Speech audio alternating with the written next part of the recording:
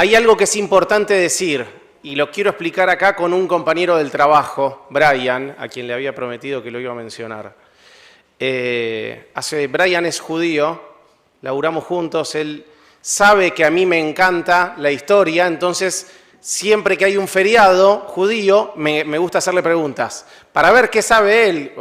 Entonces hace un tiempito fuimos a comer y le digo, ¿cuál es el próximo feriado que tienen? Y me dice el Pesaj, me dice la Pascua.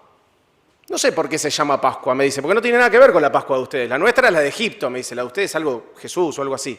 Entonces me dio pie también para decir, no, tiene que ver con lo mismo, porque lo que acabamos de ver era la cena de la celebración del Pesaj.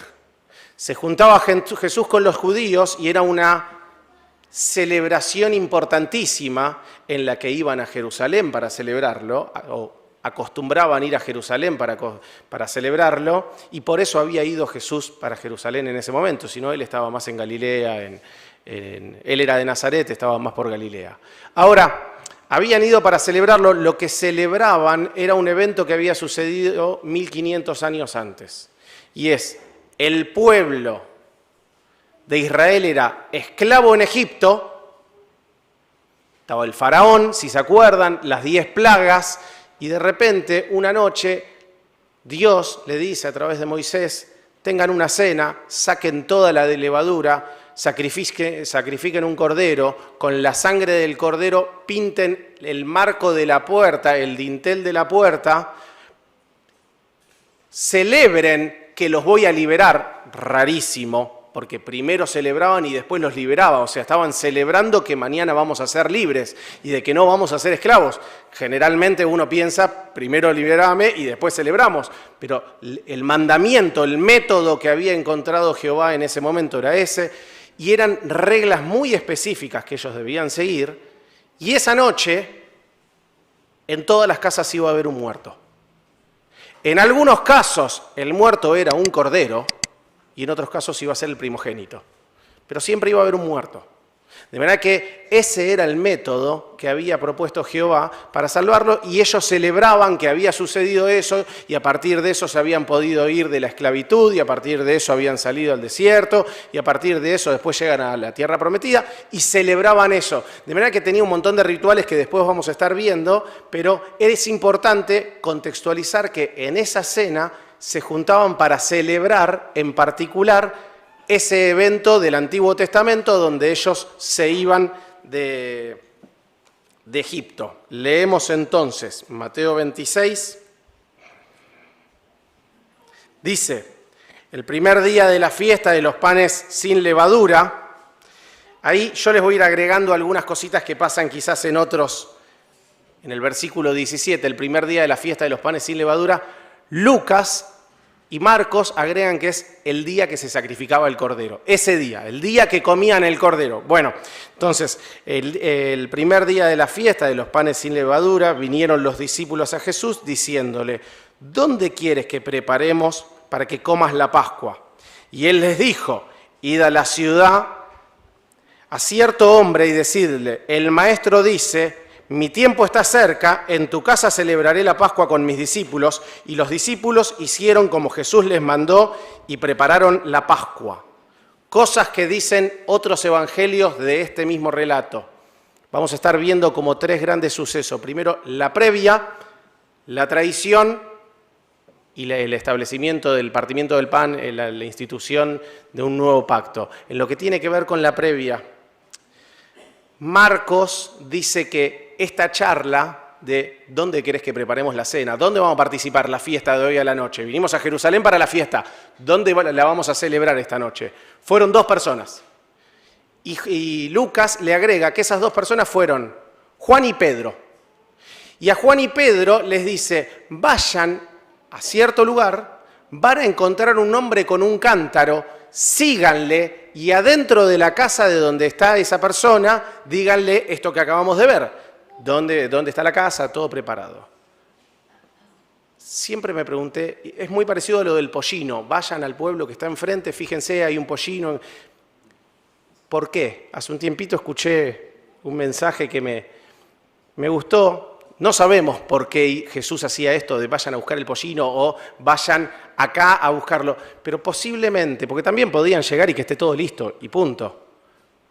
Posiblemente los estuviera preparando a Pedro y a Juan para que vean que él tenía control de todo, inclusive de las poquitas cosas, de las pequeñas cosas. ¿Por qué? Porque es muy probable, y ellos no lo sabían, que en unas horas ellos pusieran en tela de juicio de ¿tienen control todas las cosas? Que cuando lo estuvieran arrestando, que cuando le estuvieran pegando, que cuando lo estuvieran burlando, que cuando lo estuvieran clavando, pusieran ¿Está en control todo? Bueno, que se acordaran de, está todo en control. Dios tiene todo controlado, hasta los pequeños detalles de un pollino, hasta los pequeños detalles de que se van a cruzar un hombre con un cántaro que no era habitual. Ustedes síganlo, en donde él entre, ustedes pregunten para que ellos vean de, está todo controlado por Jesús, Él tiene todo en control. Continuamos leyendo. Cuando llegó la noche, se sentó a la mesa con los 12 y mientras comía dijo, de cierto les digo que uno de vosotros me va a entregar. Agregó algo ahí. Juan agrega que estaba muy angustiado. Estaba muy angustiado. Cuando les dijo, uno me va a entregar, no es que dijo, sí, mientras comían algo dijo, uno me va a entregar. No. Tenía una gran angustia. Estaba diciendo, uno de ustedes. Continuamos leyendo. Entonces, versículo 21, y mientras comían dijo, de cierto os digo que uno de vosotros me va a entregar. Y entristecidos en gran manera, comenzó cada uno de ellos a decirle, ¿soy yo, Señor? Entonces él respondiendo dijo, el que mete la mano conmigo en el plato, ese me va a entregar. A la verdad, el Hijo del Hombre va, según está escrito de él, mas ay de aquel hombre por quien el Hijo del Hombre es entregado. Bueno le fuera a ese hombre no haber nacido. Entonces respondiendo Judas, el que le entregaba, dijo, ¿soy yo, maestro? Y le dijo, tú lo has dicho. De acá también podemos sacar algunos relatos de otros evangelios.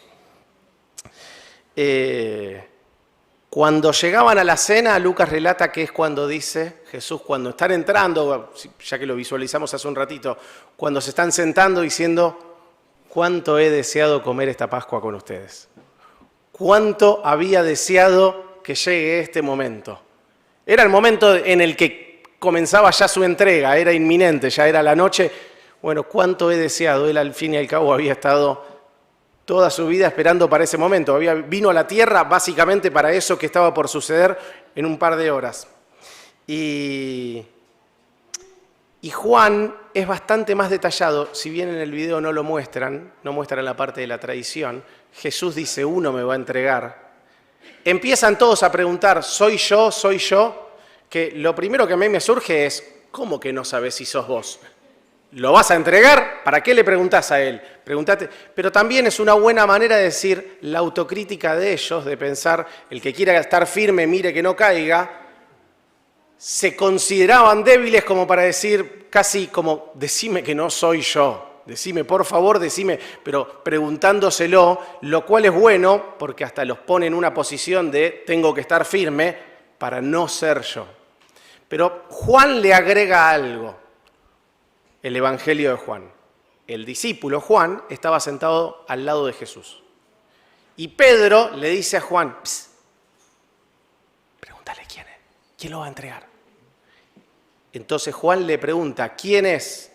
Y Jesús a Juan le dice, es el que le doy el pan o es el que come conmigo. Y le comparte el pan a Judas. De manera que esto de que todos supieran, no es que todos en la mesa sabían, ahí está el traidor. No, lo sabía Juan que le preguntó, ¿quién es? Es el que come conmigo, le dice Jesús, y le da a Judas. De manera que sabían ellos. Ahora sabía Pedro, Juan y Jesús. El resto, de hecho Juan lo dice así, en un momento Jesús le dice, lo que vas a hacer, hazlo pronto. Judas se levanta y se va. De manera que la conversación de Judas debe haber sido más chico. Imaginen una mesa, muchos charlando, entonces se va y cuando el resto de los discípulos ve que se va, dicen, bueno, yo qué sé, Jesús le habrá dicho que vaya a pagar la cena, que vaya a hacer algún trámite, que le habrá dicho algo, se levantó y se fue, pero el resto no es como que dijo, ahí se va el traidor. No, no. De hecho, ahí es donde se sorprendieron cuando después viene y le da el beso. El relato del partimiento del pan y del vino es muy parecido en todos los evangelios, casi calcado. No hay comentarios que uno tenga, que el otro no tenga, son muy, muy similares. Ahora, antes de abarcar lo que dice y antes de leer, es importante decir que la cena pascual tenía gran cantidad de costumbres. Y para esto también estuve hablando con Brian, porque siguen hasta el día de hoy muchas de ellas.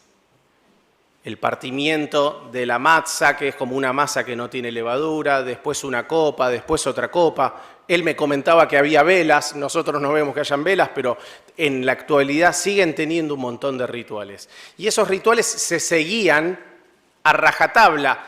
¿Por qué se seguían a rajatabla? No porque les encantara seguir rituales, sino porque era la manera de asegurarse que las generaciones en generaciones, esto había pasado 1500 años antes y todos tenían bien clara la historia. ¿Por qué? Y porque se aseguraban que todos fueran aprendiendo la historia generación en generación. Al día de hoy se sigue leyendo toda la historia en el medio de la cena para que las generaciones se vayan interiorizando de qué es esa celebración. Ahora sí, leemos versículo 26. Y mientras comían, tomó Jesús el pan y bendijo y lo partió y dio a sus discípulos y dijo, tomad, comed, esto es mi cuerpo. Y tomando la copa y habiendo dado gracias, les dio, diciendo, bebed de ella todos, porque esto es mi sangre del nuevo pacto, que por muchos es derramada para remisión de pecados.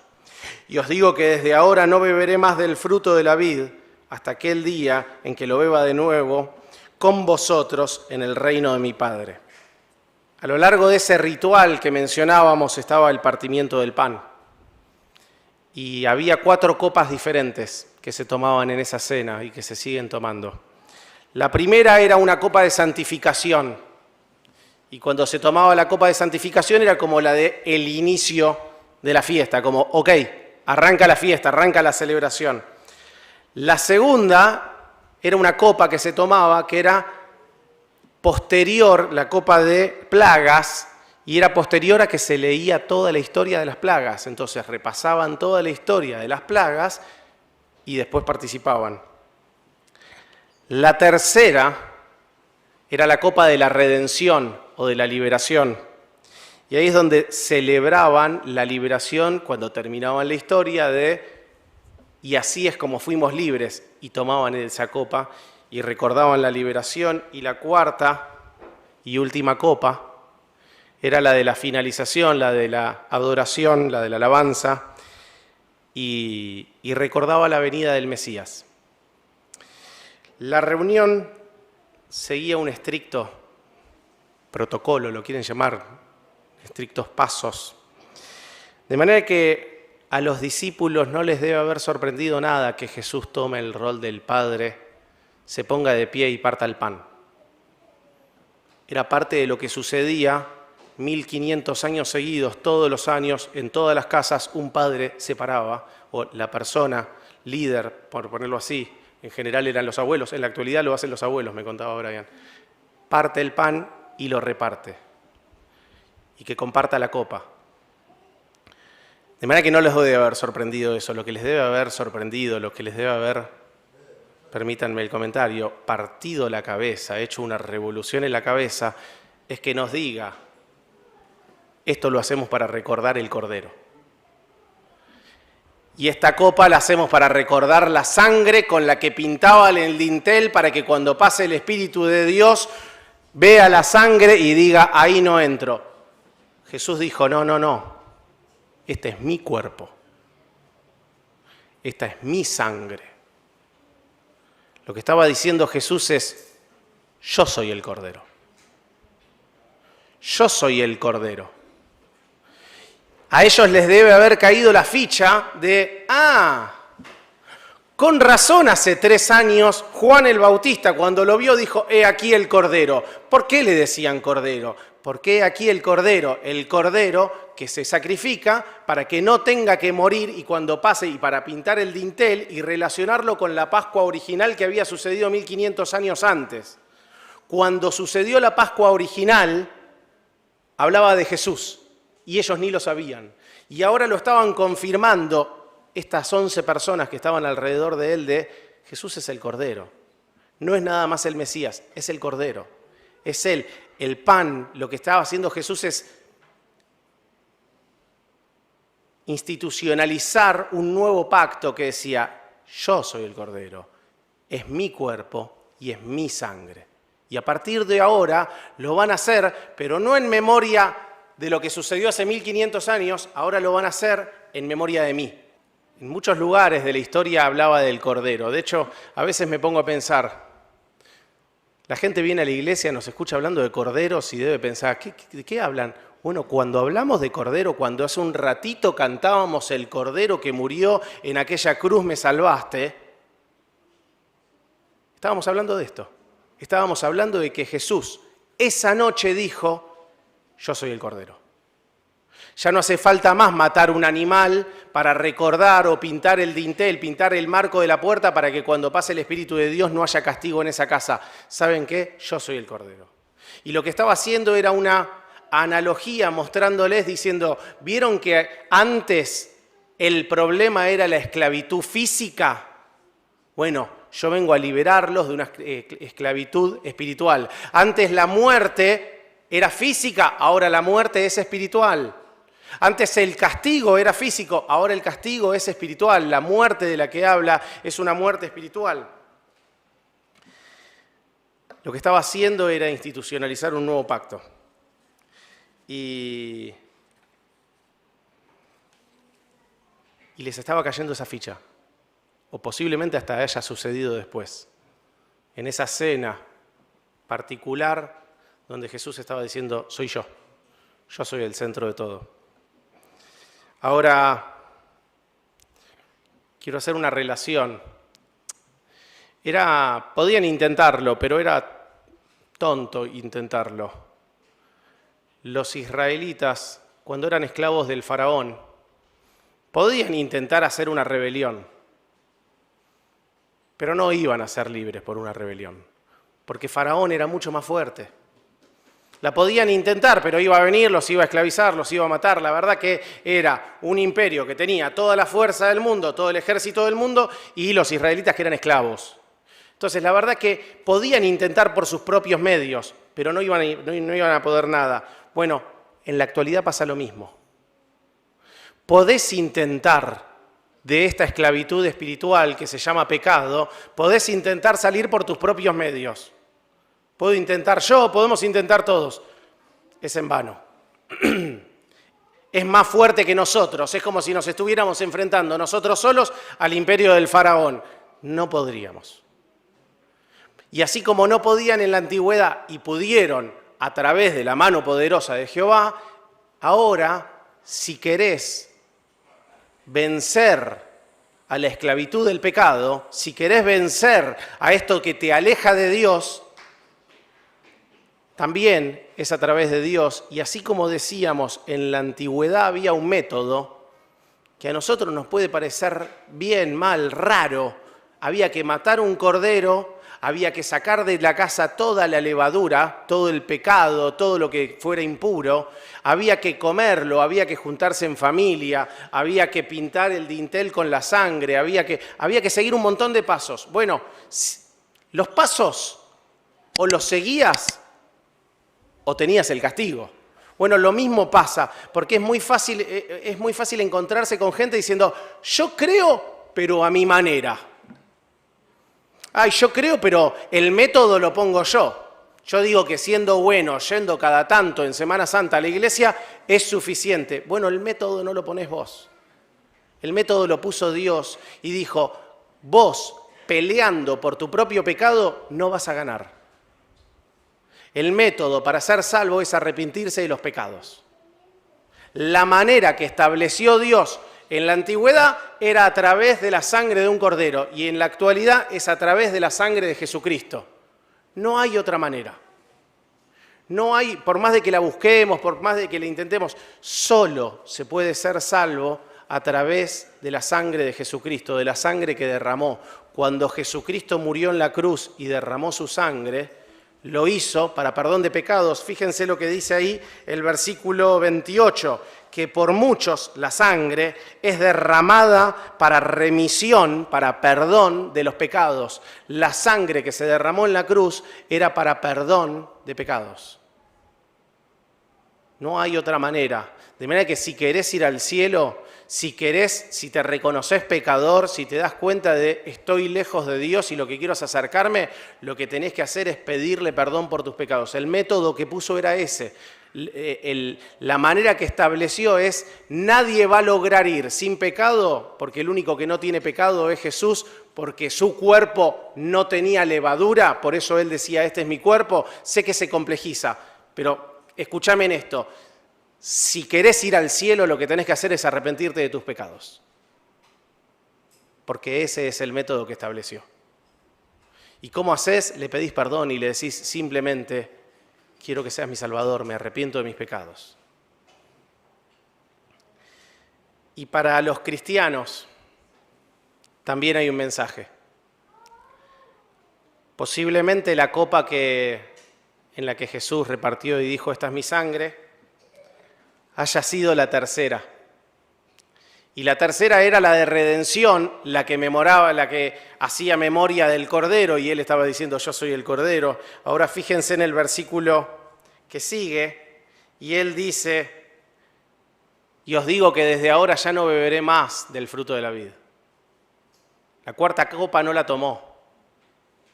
La cuarta copa lo que celebraba era la venida del Mesías, y el Mesías estaba a la mesa. El Mesías era el que estaba hablando. De manera que él dijo, esta cuarta copa ya no la voy a beber, pero no es que no la va a beber nunca, no la va a beber por ahora. Y para aquellos que somos hijos de Dios, nosotros vamos a ser parte de esa copa.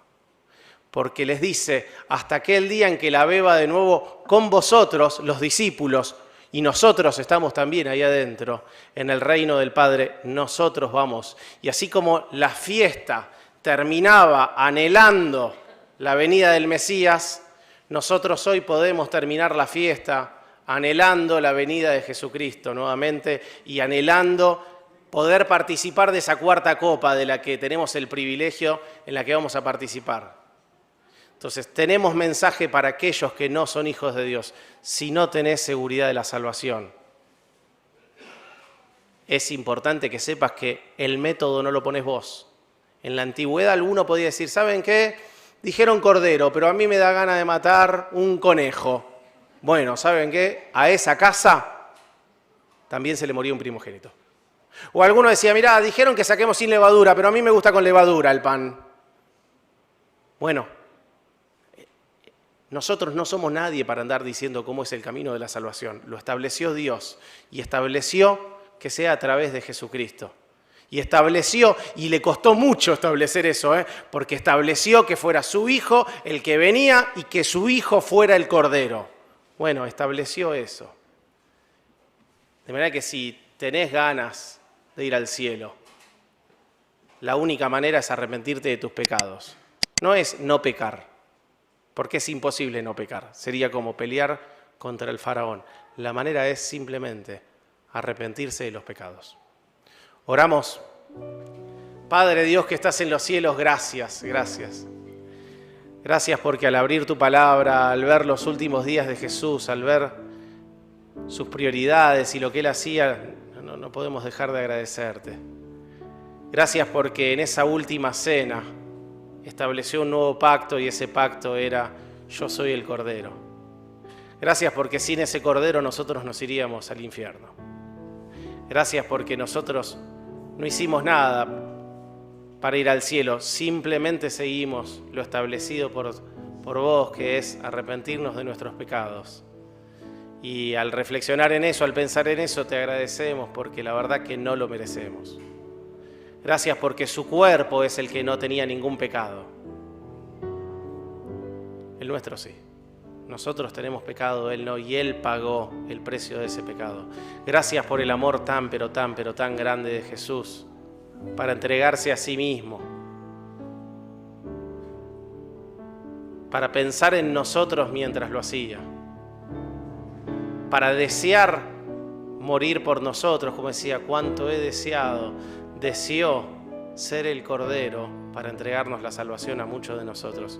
Dios, que la reflexión de todos estos mensajes que estamos teniendo acerca de la Pascua, que puedan mover nuestros corazones para que cada vez más anhelemos tu venida y anhelemos cuanto antes poder participar de esa cuarta copa, de participar el fin de la celebración.